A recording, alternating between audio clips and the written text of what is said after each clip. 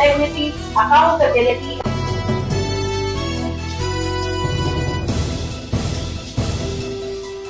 Unang-una, gusto ko i-congratulate yung mga bagong graduates na new members ng PNP and CRPO, and at the same time, yung kanilang mga mahal sa buhay.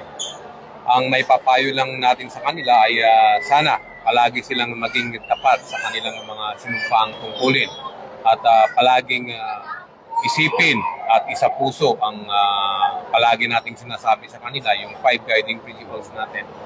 Yung, of course, yung pag-observe ng basic, yung pag-observe ng police operational procedure sa lahat ng law enforcement operations natin, yung non-involvement sa illegal activities, yung doing what is right, at saka yung staying close to God. Kasi naniniwala kami dito sa NCRPO that by following those 5 guiding principles ay hindi po tayo mawawala.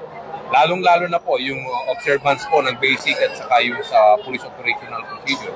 Dahil alam naman natin na yung police operational procedure, yun ang biblia ng isang pulis at yun ang makakasama natin hanggang sa tayo ay mag-retire. Yun po ang susundan natin sa lahat po ng trabaho na gagawin natin bilang isang miyembro ng PNP. Sir, yung mga gagraduate ba, sir? Yung mga graduate ba, sir? Isa sa ilalagay din natin itong nalalapit na Nazareno, sir? Of course, i-deploy po natin sila dahil full-fledged police officers na po sila at hingi po tayo ng mga volunteers na Nazareno, yung mga members po ng devotee po ng Nazareno para kasama po sila doon sa pag-secure mismo doon sa possession. Kasi ang aim po natin ay mas mapabilis po yung possession kasi the moment na mas mabilis po yung possession, yung risk po as may mapapaano po natin, mababawasan po natin yung risk ng mangyari. Sir, kasagsagan na ng holiday season, sir, yung ating mga kababayan na lumapit sa ating mga kapulisan kapag kinakailangan, sir?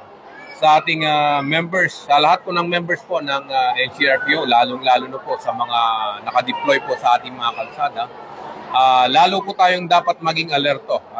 Siguraduhin po natin na tayo po ay nararamdaman at nakikita at of course naririnig po ng ating mga kababayan na dapat handa po tayong rumisponde anytime kung may mga kababayan po tayo na nangangailangan. Sa atin pong mga kababayan na nangangailangan po ng tulong o responde, wag po kayong mag-atubiling lumapit sa pinakamalapit po na himpilan ng pulisya or sino pan po na nakikita niyong membro ng ating kapulisan.